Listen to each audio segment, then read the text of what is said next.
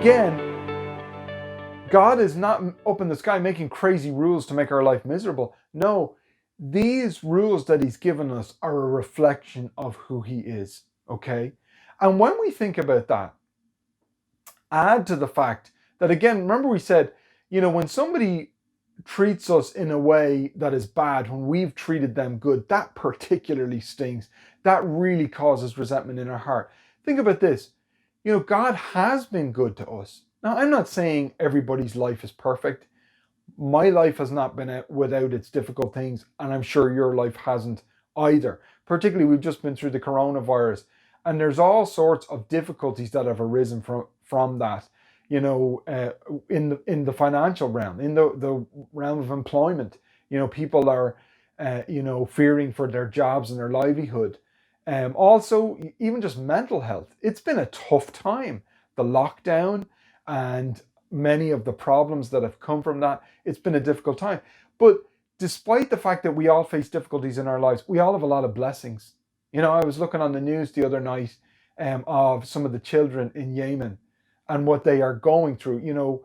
We sometimes look at what's going on in Ireland as a result of the coronavirus. It's a million times worse in Yemen. They don't have food. They're facing war. And I'm sure it's the same for many people around the world. They're facing much more difficult problems. And my point is this, is that we do know blessings in our lives. And when God blesses us and we turn around and we treat him in an unkind way, we treat him spitefully, we break his rules, we do what we know is wrong. I believe that grieves God. Now, the master calls the servant, this employer, he calls his employee before him. And when the guy can't pay, okay, he does this. He says, okay, well, I'm going to have to sell you and your family as slaves. Now, that's extreme, again, especially by today's standards. I'm by no means condoning slavery. It was a reality in the first century, and it was what people understood as Jesus was speaking to them. It was an analogy that they understood. But Jesus says, as he tells the story, he tells when the man couldn't pay, the employer says, well, you're going to have to be sold as slaves. Now, that was merciful because he could have first sent him to prison to be tortured so that he would pay the debt or his family would pay the debt, as I talked about earlier. But he said, well, I'm going to sell you guys as slaves, and the money that I get, I'm going to use to pay part of your debt. Now, a slave could have a reasonably good life, especially if they had a kind master. And so, in a sense, that was the lesser of two evils for this man. But of course, we know the story. He pleads with the employer. And again, this is a picture of you and me pleading with God. We're saying, God, I've done you wrong. You treated me good and I've treated you bad. And that is just so sobering to me to think about that, the way that I've treated God in response to him treating me good. But this man, he pleads with the employee, pleads with the employer and says, please have patience with me, and in time I will pay you everything. Now, let me say this. That was totally pointless. That was never going to happen.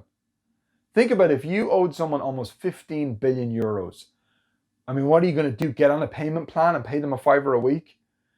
Maybe your great grandkids are eventually going to pay off the debt, okay? It was impossible. He was never going to be able to pay it off. And it's amazing that that's what he says. But again, it's what he says. So he couldn't pay the debt. And so how did the employer respond? Well, he recognizes that this man can't pay the debt. And you can imagine, he looks at him and he recognizes that he is helpless. Let me further add, we are helpless to pay for our sin before a holy God. Oh, he's so holy, he's perfect. He's never sinned. And, he demands a payment for our sin. But we can never pay. The Bible says in Romans 3:23, for all have sinned and have fallen short of the glory of God. Remember back to God's rules being a reflection of who he is. We fall so far short of what God is. We're not honest. We're not pure. We're not all that God is. And we could go down the list and talk about, stealing and taking God's name in vain and other commandments, even just in the Ten Commandments, which are only some of the rules that God has given us. But we break those rules. We've all done it. But Romans 6:23 says the wages of sin is death. Is that what we deserve because of our sin is death. And it's talking about separation from God. Separation from God in a real place called hell. That's the debt we owe. And us trying to go to church or do good things or do anything else, any religious rituals or any, moral things in our life, to try to pay God off so we can be forgiven and not go to hell and instead go to heaven. It's as pointless as me trying to pay off 15 billion euros. It's just not happening. There's no way it's going to happen. And Jesus chose that figure because he knows it's a figure that all but maybe the likes of Bill Gates could never pay, okay? But I tell you, even if Bill Gates found he was missing 15 billion euros, you better believe he'll go looking for it and try to get it back, because that is a chunk of change. And so we need to recognize we're helpless to pay the debt we owe to God because of our sin. Well, how did the employer respond in the story? Well, you can imagine he's a picture of God. He looks into that man's fear-filled, frenzied eyes, and he thinks about the fact that this man has no way that he can ever pay that 15 billion euros. He said, it's never going to happen. He thinks about the fact this man has a wife and kids. And what does he do? He doesn't reduce the debt. He doesn't halve it or quarter it or say, well, if you pay me $1 million, you'll be okay. He doesn't put him on a payment plan, as I mentioned before. He cancels the debt free and clear. Why? Because he is filled with mercy, with pity, with compassion on this man and his hopeless situation. It cost the master to forgive that debt. That really hit me when I was reading this recently. It cost the master, 15 billion euros is a lot of money. My experience of business people is, they're usually making their money work for them. And usually when you owe them money, that's going to pay for something else. I used to look at people that own property and think, wow, that own houses and land and, different commercial properties, think, wow, they're really wealthy and successful. And yes, that might be the case.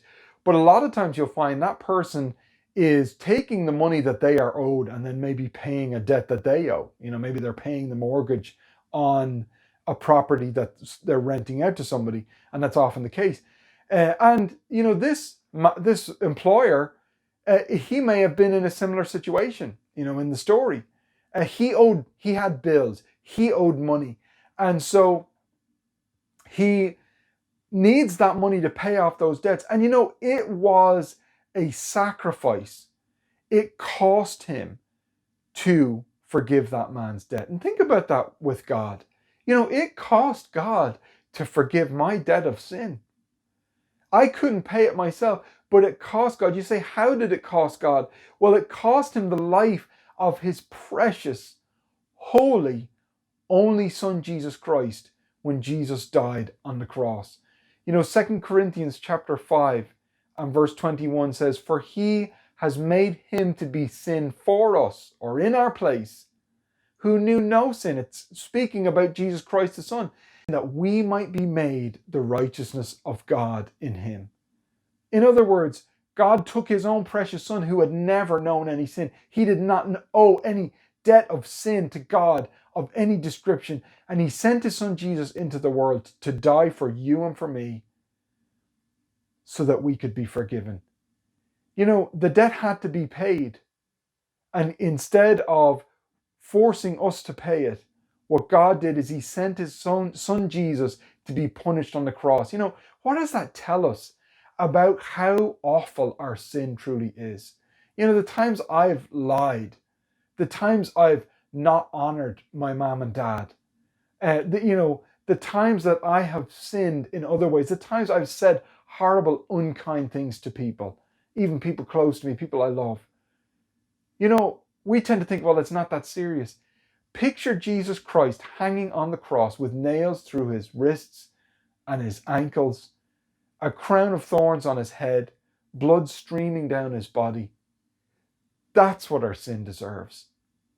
That's how great the debt is. And you know, God loved us enough that he was willing to pay the price so the debt could be excused. You know, let me ask you as we close here, have you taken God's free forgiveness through Jesus Christ? Have you simply taken it? Again, it's not a payment plan. It's not a go to church for 10 years and then maybe I'll think about forgiving you. God is a merciful God. And the only way he forgives is when we accept the payment, the sacrifice that he made for our sin in his son, Jesus Christ. You know, it's as simple as that. You know, in Romans it says this, for whosoever will call on the name of the Lord will be saved. And it's talking about being saved from the debt of sin that we owe. And if we are willing to call on Jesus, we can be saved. You know, or are you still trying to find a way to earn your way to heaven? You know, are you saying, well, I'll work it off, Lord. I'll be extra good for 10 years. You know, it doesn't work like that. God in his mercy has forgiven your sin in Christ, but you have to ask him. You have to receive it. You know, maybe as you watch this today, you have been forgiven, but you're going around and you're angry with someone else because they've hurt you. And look, I'm not minimizing the fact that they have done you wrong. I don't know what it is, but I'm not minimizing that fact. Human beings can really hurt each other. But you know, doesn't it pale into insignificance what they have done to you when you think how much you have been forgiven by God?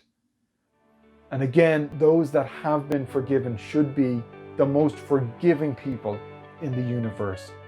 I trust that this is a help to you, and please check out our website at www.faithonfireireland.net and send us an email if you have any questions. Just go on to the contact us page of the website or email us at the email address. Thank you very much.